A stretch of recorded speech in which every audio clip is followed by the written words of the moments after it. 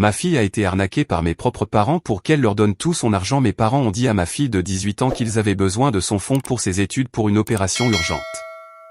Elle leur a tout donné. Ensuite, ils ont offert 43 000 € à ma nièce. Je n'ai pas crié. Voici ce que j'ai fait. 10 jours plus tard, une femme leur a remis une lettre. Ils l'ont ouverte et se sont mis à crier. Le soir où c'est arrivé, tout semblait normal. Ennuyeux, même. Le genre de dîner de famille qu'on oublie dès le lendemain. Des lasagnes, des verres à vin dépareillés, l'odeur de cire pour le sol qui flottait encore dans l'entrée, parce que ma mère avait, bien sûr, récuré chaque surface même si nous ne faisons pas partie de la royauté. Je ne le savais pas encore, mais ce serait la dernière fois que les choses sembleraient ordinaires. La dernière fois que je m'assiérais à la table de mes parents pour demander s'il restait du pain à l'ail. La dernière fois que je sourirais poliment à une histoire que j'avais déjà entendue cette fois. C'était juste une soirée ordinaire. Ma fille Kira, qui venait d'avoir 18 ans et réessayait l'eyeliner après une pause de 2 ans, était assise à côté de moi sur le bord de sa chaise, comme elle le fait toujours quand elle est nerveuse en présence de la famille élargie. Elle est prévenante comme ça, elle essaie de ne pas prendre trop de place, même si j'ai passé la majeure partie de sa vie à la supplier de faire le contraire. En face d'elle était assise Josie, la fille de ma sœur. Elle a 21 ans, elle est magnifique et bruyante d'une manière qui est souvent confondue avec de l'assurance. Ce n'est pas une mauvaise fille, juste très habituée aux applaudissements. Erika, ma sœur, était rayonnante comme d'habitude, et mes parents semblaient avoir 10 ans de moins que leur âge. On aurait dit qu'ils avaient découvert la fontaine de l'autosatisfaction. Nous étions à mi-chemin du dîner quand Josie a tapoté son verre avec une cuillère et s'est levée. J'ai pensé qu'elle allait peut-être annoncer un nouvel emploi, ou qu'elle était de nouveau fiancée à ce même gars qu'elle jurait avoir bloqué. Au lieu de cela, elle a souri et a dit « J'ai fait une offre sur une maison ». Il y a eu une pause polie, suivie d'applaudissements. Erika s'est mise à pleurer. Ma mère a mis une main sur sa poitrine, comme si sa petite fille venait d'être couronnée Miss Amérique. Josie a continué, les yeux brillants, et je n'aurais jamais pu le faire sans papy et mamie. Je n'ai même pas de mots pour ce qu'ils m'ont donné. C'était si généreux. Bien plus que ce que j'aurais jamais pu espérer. J'ai souri, j'ai même applaudi. Kira, non. Je ne voulais pas dire le montant, mais honnêtement, je suis tellement reconnaissante que je dois le faire. C'était 43 000 €. J'ai vraiment pleuré quand j'ai vu le virement. Il y a eu des exclamations et des acclamations. Mon père a fait une blague sur l'inflation, et Erika a pratiquement grimpé sur la table pour les embrasser tous les deux. Je crois que j'ai dit quelque chose comme « Waouh, c'est incroyable ». Parce que ça l'était. Généreux, oui. Surprenant? Un peu. Mais nous sommes tous restés très discrets sur nos finances ces derniers temps, et peut-être qu'ils se sentaient simplement sentimentaux. Je n'y ai pas beaucoup réfléchi. Je ne me suis pas senti blessé ou exclu. Je n'ai rien ressenti d'inhabituel. Sauf pour Kira. Elle était complètement immobile. Sa fourchette reposait, intacte, à côté d'une salade à moitié mangée. Ses mains étaient sur ses genoux, serrées d'une manière que j'ai failli ne pas remarquer. Je me suis penché et j'ai murmuré « Ça va ?» Elle a hoché la tête sans lever les yeux. Juste fatiguée. 15 minutes plus tard, elle s'est levée en disant qu'elle ne se sentait pas bien. J'ai proposé de la ramener à la maison, mais elle a insisté pour prendre le bus, disant qu'elle avait besoin d'air. Je l'ai laissée partir. Si j'avais su ce qui m'attendait à la maison, j'aurais couru après elle. Mais au lieu de cela, j'ai versé un autre verre de vin et j'ai aidé à débarrasser les assiettes. Je suis rentré environ 1 heure plus tard. La maison était sombre, à l'exception de la lueur de la cuisine. Kira était assise à la table, toujours avec sa veste, son téléphone face contre la table à côté d'elle. On aurait dit qu'elle n'avait pas bougé. Et, ai-je dit doucement. Parle-moi. Qu'est-ce qui se passe? Elle n'a pas répondu tout de suite. Je pouvais la voir essayer de trouver par où commencer. Puis elle a levé les yeux vers moi, les yeux injectés de sang, la voix à peine un murmure. J'ai donné mon fonds pour l'université à mamie. J'ai cligné des yeux. Quoi? La totalité. Les 43 000 €. Je lui ai fait un virement. C'était un de ces moments où votre cerveau essaie de vous protéger en ralentissant le temps. Je crois que j'ai même ri un peu, sous le choc. Attends, De quoi tu parles? Pourquoi? Elle m'a dit qu'elle en avait besoin pour une opération, a dit Kira. Elle a dit qu'elle souffrait constamment. Que ce n'était pas couvert par l'assurance. Qu'elle ne voulait le dire à personne d'autre, parce qu'elle ne voulait pas être un fardeau. Je me suis assise en face d'elle, le sol tanguant légèrement sous mes pieds. Elle a dit qu'elle avait repoussé l'opération pendant des années, et que maintenant, c'était urgent. Elle m'a contacté le jour exact de mes 18 ans, en disant qu'elle avait attendu que j'aie accès à mon épargne. Je l'ai regardée fixement, essayant de comprendre. Et tu ne me l'as pas dit? Elle a levé les yeux vers moi, les yeux rougis. Elle m'a demandé de ne pas te le dire. Elle a dit qu'elle ne voulait pas en faire toute une histoire. Que les gens s'inquiéteraient. Ou essaieraient de l'en empêcher. J'ai pensé que je pouvais aider. Je me suis dit que je prendrais une année sabbatique, que je travaillerais. Que je prendrais des prêts étudiants. Je ne voulais pas qu'elle souffre si je pouvais l'empêcher. Je voulais faire quelque chose de bien. Il y a eu une pause. Puis elle a ajouté, plus bas cette fois, je ne l'ai pas fait parce que j'avais peur. Je l'ai fait parce que je le voulais. Mon estomac s'est noué. Combien, ai-je demandé, même si je sentais déjà la réponse dans ma poitrine. Kira a sorti son téléphone avec des mains tremblantes et a tourné l'écran vers moi. 43 000 €. La ligne de mémo disait, pour l'opération. J'espère que tu vas bien, suivi d'un petit cœur rouge. J'ai fixé l'écran comme si tout pouvait disparaître. Comme si j'avais peut-être mal lu le nombre. Mais il est resté exactement où il était. Et soudain, tout le reste s'est effondré. Je suis désolé, a-t-elle murmuré. Je pensais vraiment. Tu n'as pas à être désolé, ai-je dit, ma voix basse et plate. On t'a menti. Elle s'est alors mise à pleurer. Je l'ai prise dans mes bras et je l'ai serrée contre moi, mais je n'étais pas entièrement là. Mon corps est resté sur le canapé. Mon esprit? Il était déjà en marche, froid, concentré, silencieux, en train de dresser une liste. Je n'ai pas crié. J'ai commencé à planifier. Et 10 jours plus tard, une inconnue a remis une lettre à mes parents. Ils l'ont ouverte et se sont mis à crier. Il y a cette phrase que les gens adorent lancer, nous sommes juste une famille normale. Je le disais aussi. Pas à voix haute, pas comme un slogan, mais de cette manière calme et réconfortante dont on essaie de s'expliquer les choses à soi-même. Bien sûr, ma mère pouvait être passive-agressive, et mon père oubliait commodément tous les anniversaires qui n'impliquaient pas un homme. Mais rien d'extraordinaire, n'est-ce pas? Chaque famille a ses bizarreries. C'est ce que je pensais. Maintenant, en y repensant, je vois quelque chose de très différent. Non pas parce qu'ils étaient des méchants de dessins animés.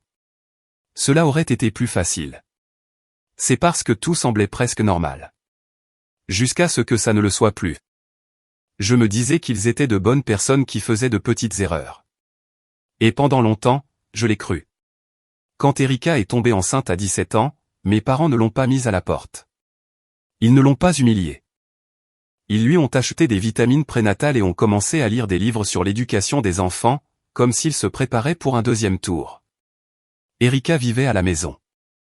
Bien sûr qu'elle le faisait. Elle était encore une adolescente.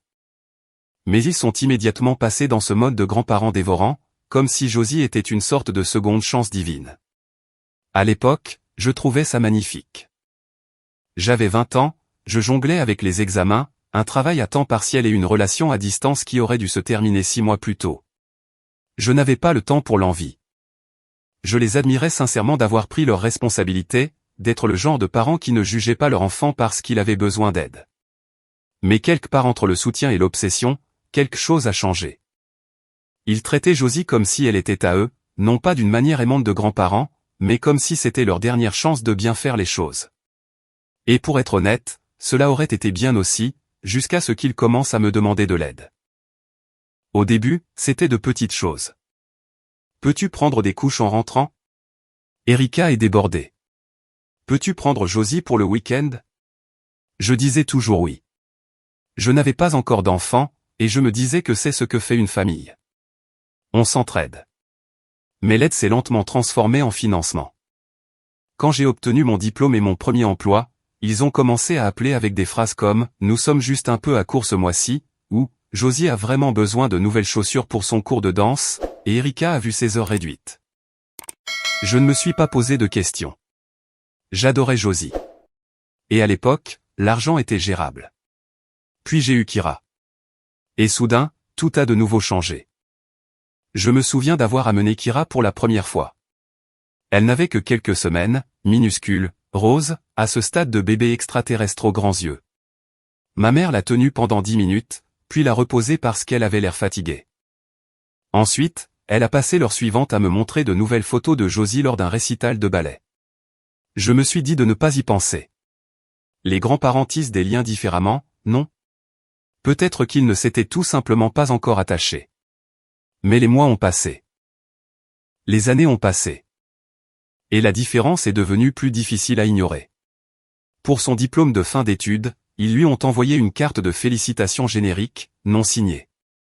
Une fois, ils ont organisé une fête surprise pour le demi-anniversaire de Josie, avec des décorations, un gâteau fait maison et un billet de 100 € glissé dans une carte scintillante. Le vrai anniversaire de Kira? Ils ont appelé à 20 h en disant qu'ils avaient oublié quel jour c'était. Quand Josie a mentionné qu'elle aimait la pâtisserie, ma mère a vidé tout un tiroir dans la cuisine et l'a étiqueté « Affaire de pâtisserie de Josie ». Kira a un jour apporté des cupcakes qu'elle avait fait elle-même. Ma mère a dit « Oh, j'essaie de réduire le sucre ». Ce n'était pas une trahison massive. C'était silencieux, répétitif, un schéma de louange dans une direction et de tolérance polie dans l'autre. Et je me disais que ça n'avait pas d'importance, parce que Kira ne semblait pas le remarquer. Jusqu'à ce qu'elle le fasse. Mais bien avant cela, moi, je l'avais remarqué. Je ne voulais juste pas l'admettre. Le vrai moment où j'ai compris n'a pas été dramatique. C'était un mardi. Ma mère a appelé pour dire qu'ils avaient du mal avec les factures d'électricité, me demandant si je pouvais leur avancer 300 €. Je les ai virés sans réfléchir. 2 jours plus tard, ce fut la dernière fois que je leur ai donné de l'argent aveuglément. Après ça, j'ai commencé à dire non. Doucement. Gentiment. Mais non. Parfois, ils insistaient. C'est juste temporaire. Tu t'en sors si bien. Mais j'ai tenu bon. Je pensais que c'était suffisant. Ce que je n'avais pas réalisé, ce qui me retourne encore l'estomac, c'est que pendant que je gardais mon compte en banque, il lorgnait sur celui de ma fille. Et le pire? Je pensais avoir tout fait correctement, appris à Kira à repérer les signaux d'alarme, l'avoir protégé des mauvais garçons, des recruteurs douteux, des arnaqueurs en ligne promettant des iPads gratuits. Mais je n'aurais jamais pensé devoir la protéger de sa propre grand-mère. Ça, ce n'était pas dans le manuel des parents. Ils ne lui ont pas seulement menti. Ils ont pris 43 000 € et l'ont enveloppé dans une étreinte pour le donner à quelqu'un d'autre. Je n'arrête pas de penser, ont-ils toujours été comme ça? Ou est-ce que leur obsession pour Josie a finalement fait pourrir leur bon sens? Quoi qu'il en soit, je l'ai manqué. Et c'est ma fille qui en paie le prix. Littéralement. Je n'ai pas dormi cette nuit-là. Je suis resté allongé dans mon lit, à fixer le ventilateur de plafond, essayant de comprendre comment nous étions passés d'un dîner de famille normal à « ma fille n'a plus de fonds pour l'université » en l'espace de 2 heures. Mon mari, Graham, n'arrêtait pas de me demander si j'allais bien. J'ai menti. Mal. À 3 h du matin, je me suis levé, j'ai marché pieds nus dans le couloir et j'ai ouvert la porte de Kira juste assez pour voir qu'elle respirait encore. Je n'avais pas fait ça depuis qu'elle était bébé. Elle était recroquevillée en boule, son sweat à capuche toujours sur elle, son téléphone sur sa poitrine. Le matin, je suis allé directement chez mes parents. Je n'ai pas dit à Graham que j'y allais. Je n'ai pas appelé à l'avance. Je voulais voir son visage. J'en avais besoin. La maison était silencieuse, les restes empilés dans des tours de papier d'aluminium sur le comptoir, les verres à vin trempant dans l'évier. La rémanence d'un parfait petit dîner de famille. Ma mère a ouvert la porte en robe de chambre, du mascara encore incrusté au coin de ses yeux. Elle m'a regardé comme si j'étais celle qui n'était pas à sa place. « Dana, dit-elle. Tout va bien? C'est à toi de me le dire, ai-je répondu en entrant. Elle n'a pas essayé de m'arrêter. Elle s'est dirigée vers la cuisine, a mis la bouilloire en marche comme si nous allions discuter de rideaux ou de la météo. Je ne me suis pas assise. As-tu demandé à Kira son fonds pour l'université, ai-je demandé. Elle n'a pas sourcillé. Elle l'a offert, a-t-elle dit, calme comme tout. C'est une fille très généreuse. Tu l'as bien élevée. Elle te l'a donné parce que tu lui as dit que tu avais besoin d'une opération. Je n'ai jamais dit que j'avais un rendez-vous. Tu l'as laissé croire que tu étais malade. Tu lui as dit de ne le dire à personne. Tu l'as regardé vider tout son avenir pour toi, et maintenant Josie porte des toasts sur des acomptes de maison. Il y a eu une pause, elle a baissé les yeux sur la bouilloire. Je ne l'ai pas forcée, a-t-elle dit. Elle a 18 ans. C'était son choix. Mes mains étaient si serrées que je sentais mes ongles pressés des demi-lunes dans mes paumes. Donc, il n'y avait pas d'opération, ai-je dit doucement. Elle n'a pas répondu. Tu lui as demandé 43 000 euros? Pour une opération qui n'existait pas, elle s'est finalement retournée. Je pourrais avoir besoin d'une opération un jour. Je ne suis plus jeune. C'était si absurde que j'ai ri. Un son unique et amer. Waouh, ai-je dit. Tu es vraiment quelque chose. Ne sois pas dramatique, a-t-elle lancé, toute sa fausse chaleur disparue. Tu ramènes tout à toi. Ta fille a fait un choix. Si elle le regrette maintenant, c'est son problème. Elle ne le regrettait pas. Elle voulait te sauver. Je me suis approché. Et tu l'as laissé penser que tu étais en train de mourir. Tu as dit que c'était privé. Tu as dit que tu ne voulais inquiéter personne. Tu lui as menti en face. Elle comprendra quand elle sera plus âgée. Non, ai-je dit. Elle ne comprendra pas, je n'ai pas crié. Je n'ai pas pleuré. Je suis sorti, je suis monté dans ma voiture, et j'ai conduit jusqu'à la maison en silence complet. À la maison, Kira était encore en pyjama, mangeant des céréales sèches dans une tasse. Elle m'a regardé, les yeux gonflés mais calmes. Tu lui as parlé, a-t-elle demandé. J'ai hoché la tête. Il n'y a pas d'opération. Elle a fixé sa cuillère. C'est ce que je pensais. Nous n'avons pas parlé pendant un moment. Puis elle a dit, tu penses que Josie est au courant? C'était une bonne question. Une question à laquelle j'avais besoin d'une réponse. Alors j'ai appelé. Erika a décroché. Elle avait l'air enjouée. Elle pensait probablement que j'appelais pour féliciter à nouveau sa fille. J'ai gardé un ton neutre. J'ai tout expliqué. Comment maman avait menti sur le besoin d'une opération. Comment Kira avait donné tout son fonds pour l'université. Comment ce montant exact se trouvait maintenant dans la compte de la nouvelle maison de Josie. Erika n'a pas dit un mot pendant quelques secondes. Puis, écoute, je ne sais pas ce que maman t'a dit, mais cet argent était un cadeau. Ce n'est pas notre faute si ta fille l'a donné. Tu ne penses pas qu'elle mérite de le récupérer? Pourquoi le rendrions-nous? Maman l'a donné à Josie. Fin de l'histoire. Même si elle l'a obtenu en mentant. Je ne contrôle pas ma mère, a-t-elle lancé. Et toi non plus. Puis elle a raccroché. Je me suis assise à la table, j'ai fixé le téléphone et j'ai respiré à travers la rage. Plus tard, Kira a envoyé un message à Josie. Un message long, poli, soigneusement formulé. Aucune accusation. Juste, savais-tu d'où venait l'argent? Josie a répondu par une seule ligne, mamie a dit que c'était à elle de le donner. Et c'est tout. Kira m'a regardé avec de grands yeux épuisés. Et maintenant? C'est à ce moment-là que j'ai réalisé ce qui me faisait le plus peur. Non pas qu'il lui ait pris son argent, non pas qu'il l'ait trahi, mais que cette trahison soit la façon dont sa vie d'adulte commençait. Elle avait 18 ans, à peine assez âgée pour voter, et elle savait déjà ce que signifiait être utilisée. Nous allons parler à un avocat, ai-je dit.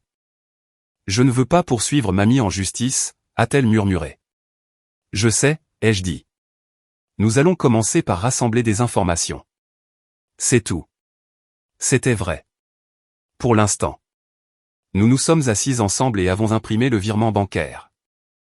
La ligne de mémo indiquait, pour l'opération. J'espère que tu vas bien. Nous avons fait défiler ces SMS. C'était là, 2 messages de ma mère, je suis malade depuis un moment, mais je ne voulais inquiéter personne. S'il te plaît, ne le dis pas à ta mère. Elle a déjà assez de soucis. Notre avocate était calme, gentille et silencieusement furieuse. Elle a dit que le dossier était solide. Ce n'était pas seulement une trahison familiale. J'ai juste attendu. Elle y est allée seule. Quand elle est revenue, elle n'a pas pleuré. Elle a juste dit, elle a agi comme si j'étais le problème. Comme si j'étais égoïste. Comme si j'étais la gâtée. Puis elle s'est assise, a sorti son téléphone et a dit, d'accord. Faisons-le. Alors nous l'avons fait. Les papiers ont été signés. La plainte déposée. Environ une semaine plus tard, lors d'un appel de suivi, notre avocate a dit nonchalamment, oh, et au fait, ils ont été assignés. Elle a ouvert la lettre juste là, devant moi, et s'est mise à crier. Elle m'a traité de prédatrice, de traîtresse, et ça, c'était nouveau, de marionnette manipulée par la jeunesse. J'ai cligné des yeux. Sérieusement? Elle a gloussé. On m'a déjà traité de pire. Je n'ai pas ri, mais j'ai souri. Un peu. Parce que maintenant, c'était réel. C'était officiel. Il savait ce qui allait arriver. Et cette fois, il n'y avait pas de faux semblants. Pas d'atterrissage en douceur. Pas d'issue. Je ne m'attendais pas à ce que ma mère diffame ma fille avant la date du procès. Mais en même temps, je ne m'attendais pas non plus à ce qu'elle l'arnaque. Alors je suppose que c'est de ma faute. Quelques jours après qu'ils aient été assignés, les appels ont commencé. Pas à nous, bien sûr que non. À nos proches, nos amis de la famille, même aux voisins qui avaient une fois promené notre chien pendant que nous étions en vacances. Apparemment, ma fille était une gamine égoïste et gâtée qui avait donné un peu d'argent de poche à sa grand-mère vieillissante, puis s'était retournée pour la poursuivre en justice pour attirer l'attention. Ma tante m'a envoyé un message qui disait « J'espère que ce n'est pas vrai. Ta mère a dit que Kira essaie de prendre de l'argent à une pauvre vieille femme juste pour avoir plus d'argent pour la bière à l'université. S'il te plaît, dis-moi que ce n'est pas réel. » Kira l'a vu. Elle n'a pas pleuré. Elle est juste devenue très immobile et a dit « L'argent pour la bière. » C'est ce qu'il pense que c'était. Je voulais crier, mais je ne l'ai pas fait. Nous sommes juste devenues silencieuses, organisées et concentrées. J'ai envoyé les preuves aux quelques personnes qui avaient encore la décence de demander avant de juger, la capture d'écran du virement bancaire, le mémo, pour l'opération, les SMS. S'il te plaît, ne le dis pas à ta mère. Ce n'est pas couvert par l'assurance. Aucun commentaire. Juste les faits. Quelques-uns d'entre eux ont cessé de répondre. Un ou deux ont discrètement changé de camp. Mais la plupart ont simplement disparu. Les gens sont lâches quand vous leur demandez de choisir entre les mensonges et la confrontation. Puis, 4 jours avant l'audience, ma mère s'est présentée à notre porte d'entrée. Graham a répondu, m'a regardé par-dessus son épaule et a dit sèchement, c'est elle. Je suis sorti. Elle portait un cardigan gris doux, serrant son sac à main comme si elle auditionnait pour un rôle de sympathie dans un drame judiciaire. Nous ne sommes pas obligés de faire ça, a-t-elle dit, sans un bonjour. Nous pouvons nous asseoir et parler. Tu es ma fille. Je sais que les choses sont devenues compliquées, mais poursuivre ses propres parents en justice? Dana, ce n'est pas toi. Je l'ai juste regardée fixement. Elle a continué, la voix chaude et tremblante, comme si elle retenait ses larmes. Digne d'un Oscar. Tu dois penser à ce que cela va faire à Kira. Elle ne veut pas de ça. C'est juste une enfant. Elle s'est embrouillée, et maintenant c'est allé trop loin. Tu pourrais encore arrêter ça. Nous pourrions passer à autre chose. Je n'ai rien dit. Puis elle a laissé tomber la chaleur et a lancé, nous vous avons tout donné. Tout. Et c'est comme ça que vous nous remerciez. Cette partie était plus familière. Je n'ai pas crié. J'ai juste dit, vous ne lui avez rien donné. Vous avez tout pris. Elle a tressailli. Puis elle est partie, marmonnant quelque chose sur la trahison et la honte. Graham a fermé la porte derrière elle et a expiré comme s'il avait retenu son souffle pendant un an. Et puis, ce fut le jour du procès. Nous sommes arrivés en avance. Kira avait l'air pâle mais calme. Elle portait un blazer sombre qu'elle avait emprunté à une amie et serrait son sac comme s'il pouvait lui sauver la vie. Je n'ai pas dit grand-chose. Je me suis juste assise à côté d'elle. Ma main a touché la sienne une fois, et elle s'y est agrippée comme si elle risquait de tomber à travers le sol. Quand maman et papa sont entrés, ils avaient l'air petits, mais pas faibles, pas désolés. Ma mère portait des perles. Papa marchait droit. Leur avocat, un homme aux cheveux gris, tiré à 4 épingles avec une cravate parfaite, a souri comme si c'était un jeu qu'il allait gagner, et pendant 1 minute, j'ai craint que ce soit le cas. Leur version de l'histoire était peaufinée, émouvante, juste assez tordue pour paraître vraie si vous ne saviez pas mieux. Elle a proposé de l'aide, a dit maman, sa voix douce et se brisant aux bons endroits. Je n'ai pas demandé. Elle a juste. Elle a toujours été si gentille. Je lui ai dit de ne pas le faire, mais elle a insisté. Papa a hoché la tête solennellement. Elle est jeune. Elle s'est embrouillée. Et puis sa mère s'en est mêlée. Leur avocat a présenté l'affaire comme un malentendu familial bien intentionné devenu tragique par une réaction excessive. Quand ils ont mentionné l'Instagram de Kyra, oui, ils ont imprimé des photos d'elle à un dîner d'anniversaire d'une amie, souriant avec un cocktail sans alcool. J'ai cru que j'allais bondir à travers la salle d'audience, mais le juge a rapidement mis fin à cela. Restons au fait, maître. Puis ce fut au tour de Kyra. Elle s'est levée lentement, s'est dirigée vers la barre, et je jure que mon cœur s'est brisé en la regardant. Elle a lu à voix haute le mémo de la banque, pour l'opération. J'espère que tu vas bien. Puis elle a montré les SMS. Sa voix tremblait mais ne s'est pas cassée. Elle m'a dit qu'elle souffrait. Qu'elle ne voulait que personne ne le sache. Que ce n'était pas couvert par l'assurance. Elle m'a demandé de garder le secret, parce qu'elle ne voulait pas être un fardeau. Le juge s'est tourné vers ma mère. Y avait-il une opération de prévue? Maman a fait une pause. Puis, pas prévue. Mais elle pourrait être nécessaire. J'ai eu des symptômes. Avez-vous vu un médecin? Je ne me souviens pas du nom, mais oui. Y avait-il un diagnostic? Je ne voulais pas inquiéter la famille. Et vous avez accepté 43 000 € de votre petite-fille sans en informer sa mère? Je ne pensais pas qu'elle voudrait que je refuse. Je suis sa grand-mère. Et avez-vous utilisé une partie de cet argent à des fins médicales? Silence. Avez-vous, oui ou non, utilisé les fonds pour offrir un acompte de 43 000 € à votre autre petite-fille? C'était une coïncidence. Le juge l'a regardé fixement pendant un long moment. Puis il a parlé. Calme. Tranchant. Ce tribunal se prononce en faveur de la plaignante, Kyra Whitmore. Les défendeurs sont condamnés à rembourser la totalité des 43 000 €, plus les frais de justice. Ce tribunal conclut que les fonds ont été transférés sous de faux prétextes, avec une fausse déclaration délibérée. Maman a eu un hoquet, fort, dramatique, comme si elle venait d'être poignardée. Papa a laissé tomber sa tête dans ses mains, et Kyra est restée assise là, immobile, comme si elle avait peur d'y croire. Après le procès, j'ai entendu maman chuchoter à Josie dans le couloir, on va arranger ça. Rends-le-nous pour l'instant. On te remboursera une fois qu'on aura vendu la voiture. Josie a dit, vous m'avez dit que c'était à vous.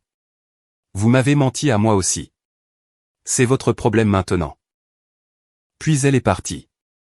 Erika a refusé d'aider, disant quelque chose sur le fait qu'elle avait déjà son propre prêt immobilier et qu'elle ne voulait pas être entraînée dans ce cirque. Une semaine plus tard, la maison de mes parents a été mise en vente. 2 mois plus tard, ils vivaient dans un 2 pièces en location avec de la peinture qui s'écaillait et pas de la vaisselle. Je ne suis pas allé le voir. Je n'en avais pas besoin. Parce que la justice n'arrive pas toujours proprement. Elle arrive par versement, frais de justice, dîner silencieux, preuves, et enfin, le silence. 1 an et demi plus tard. Kyra est en 2e année de psychologie. Elle dit qu'elle veut mieux comprendre les gens, ce qui les pousse à mentir, à manipuler, à trahir les personnes qui les aiment le plus. Elle va bien, toujours généreuse, toujours gentille. Mais maintenant, elle vérifie à 2 fois avant de donner quoi que ce soit. Nous n'avons toujours aucun contact avec mes parents, Erika ou Josie. Et honnêtement, la vie est plus calme maintenant. Plus saine. Nous dormons mieux. Ce qui s'est passé a brisé quelque chose en nous tous, mais a aussi construit quelque chose de nouveau, de plus fort. Mais dites-moi. Sommes-nous allés trop loin? Ou juste assez loin? Dites-le moi dans les commentaires. Et si vous voulez plus d'histoires comme celle-ci, n'oubliez pas de vous abonner et d'activer la cloche.